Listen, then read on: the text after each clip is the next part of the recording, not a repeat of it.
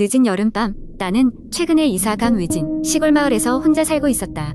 도시 생활에 지쳐 조용한 곳에서 작업을 하기로 결심한 나는 낮에는 숲속을 거닐며 영감을 얻고 밤에는 작업실에 앉아 글을 쓰는 생활에 만족하고 있었다. 그러나 마을 주민들은 내가 이사 온 집에 대해 수군거렸다. 그 집은 수십 년간 비어 있었고 마을 사람들 사이에서는 그 집을 귀신 나오는 집이라고 부르고 있었다. 처음에는 그러한 소문에 별로 신경 쓰지 않았다. 하지만 어느 날 밤 기묘한 소리를 듣고 나서부터 상황은 달라졌다. 그 소리는 아주 낮은 소리로 마치 누군가가 집안에서 발소리를 내는 것 같았다. 나는 혹시 도둑이 든 것이 아닐까 하여 두려운 마음에 조심스럽게 집을 둘러보았지만 아무것도 발견할 수 없었다. 며칠 후 이상한 일이 반복되었다. 이번에는 발소리가 점점 더 가까워지는 것처럼 들렸다. 나는 위층으로 올라가 그 소리가 어디에서 나는지 찾으려 노력했으나 어김없이 아무것도 찾을 수 없었다. 그리고 나서야 나는 그 발소리가 정확히 3일마다 밤 11시에 시작되고 0시가 되면 사라진다는 것을 깨달았다. 소문대로 귀신이라도 있는 것인지 점점 불안해졌다. 나는 그 발소리의 정체를 알기 위해 직접 조사하기로 마음먹었다. 그래서 다음 3일째 되는 날 나는 녹음기를 켜두고 발소리가 들리기 시작하는 밤 11시를 기다렸다. 시간이 되자 어김없이 발소리가 들리기 시작했고 나는 녹음을 계속하였다. 이상하게도 발소리가 멈추자마자 녹음기에는 흐릿한 사람 목소리가 잡혔다. 그것은 아주 짧은 순간도 하죠 라고 외치는 것이었다. 두려움에 몸이 떨렸지만 나는 공포에 질려 이사갈 수는 없다고 다짐했다. 그래서 더욱 자세히 그 소리가 어디에서 오는지 찾아보았다. 결국 나는 벽 뒤에서 숨겨진 비밀방 하나를 발견했다. 무너져 내릴 듯한 오래된 문을 열고 들어가자 그곳에는 한때 이곳에서 살았던 누군가의 흔적이 남아 있었다. 그 방에서 나는 먼지 쌓인 낡은 일기장을 발견했다. 일기장에는 여자가 자신의 고통스러운 삶과 이 집에서 사라지기 전 마지막 며칠을 기록해놓고 있었다. 일기장 마지막 페이지에는 급히 써내려간 듯한 글씨가 있었다. 누군가 날 가두었다. 나를 벽에 묻어 넘길 생각인 것 같다. 제발 나를 찾아줘. 순간 나는 등골이 오싹해 냉기를 느꼈다. 그 방 안은 시신의 흔적이나 전혀 찾아볼 수 없었지만 그 여자의 외침이 이 집 안에 깊이 새겨져 있는 듯했다. 다음 날 나는 마을 할머니를 찾아가 그 집의 전 주인에 대해 물어보았다. 할머니는 고개를 젓더니 딸아이가 있었다. 어린 나이에 실종됐는데 찾을 수가 없었지. 죄 없이 사라진 소녀를 지금도 사람들이 애도해 라고 말씀하셨다. 지금도 나는 그 집에 살고 있지만 더 이상 그 발소리는 들리지 않는다. 혹여나 그 여자가 마침내 자유를 찾은 것이라 믿고 싶다.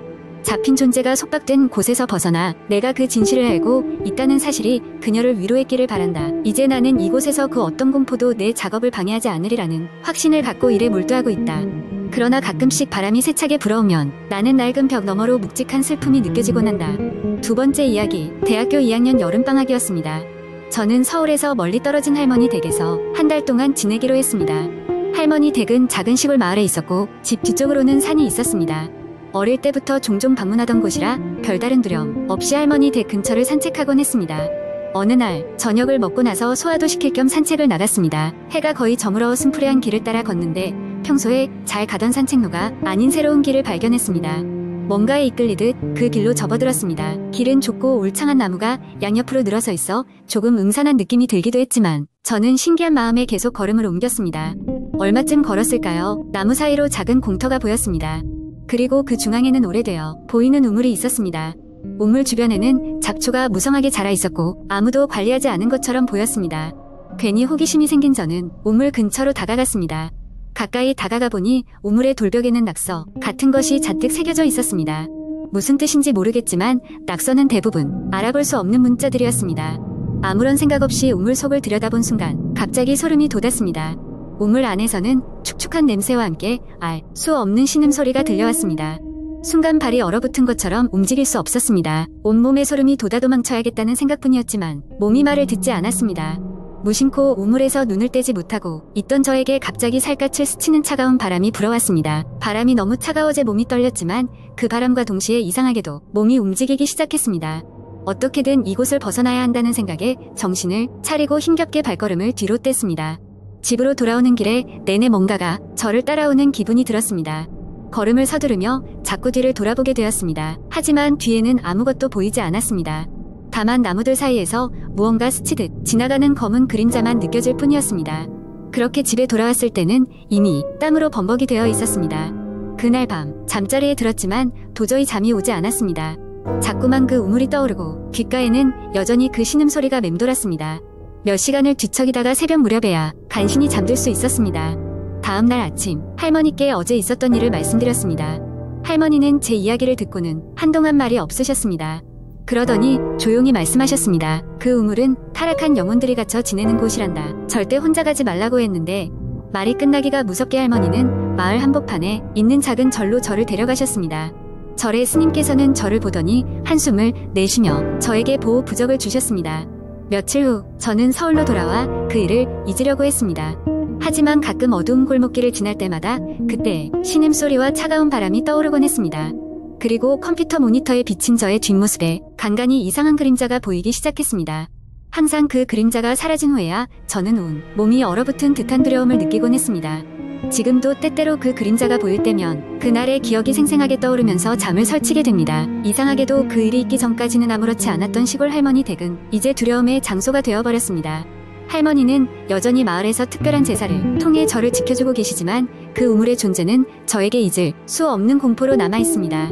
세 번째 이야기, 물론 한국 인터넷에서는 종종 다양한 공포 이야기가 회자됩니다.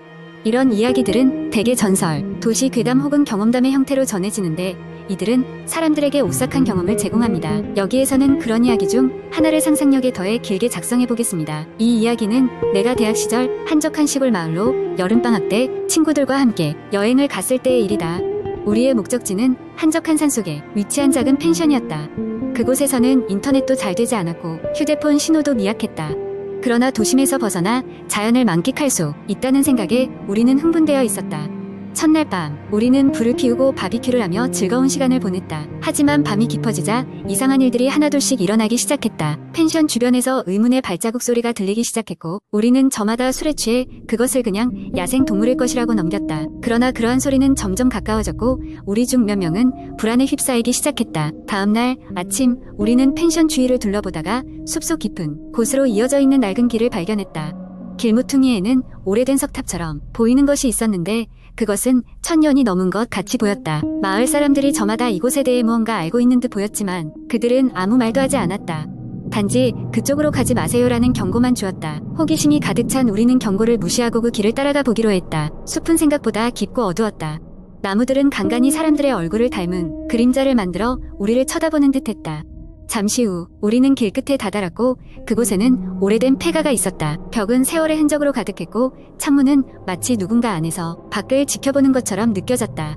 집 안은 더 이상 할 말이 없을 정도로 기괴했다. 벽에는 알 수 없는 문자들이 질서 없이 적혀 있었고 바닥에는 먼지가 아닌 붉은 핏자국이 선명하게 남아 있었다. 우리는 무언가 잘못되었음을 직감했고 즉시 그곳을 벗어나기로 했다. 그날 밤 펜션으로 돌아와 잠자리에 들었다.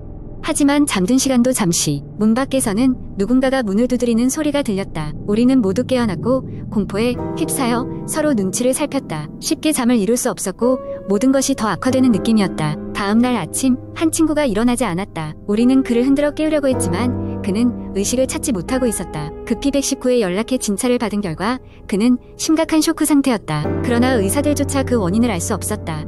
우리는 급히 여행 일정을 마치고 돌아올 수밖에 없었다. 여행이 끝난 후에도 그 친구는 완전히 회복되지 못했다. 그는 여행 전과는 달리 어딘가 어두운 기운에 사로잡혀 있었고 가끔씩 혼잣말을 하곤 했다. 우리는 그때 그 숲에서 무언가와 조우했음을 확신했다. 그리고 그것이 지금도 우리 곁에 있을지도 모른다는 소름 끼치는 생각에 서로 연락을 끊게 되었다. 이후 나는 그 지역에 대해 조사하기 시작했다. 그 지역의 전설에 따르면 그 숲에는 오랫동안 가마니에 쌓여진 무언가가 묻혀있다고 했다. 그것은 초자연적인 존재였으며 호기심 많은 이들을 유혹해 영혼을 가져간다고 한다. 그때 우리가 보았던 석탑은 그 존재를 막기 위한 봉인의 일종이었다는 것이다. 그 이후로 나는 다시는 그곳에 발을 들이지 않았다.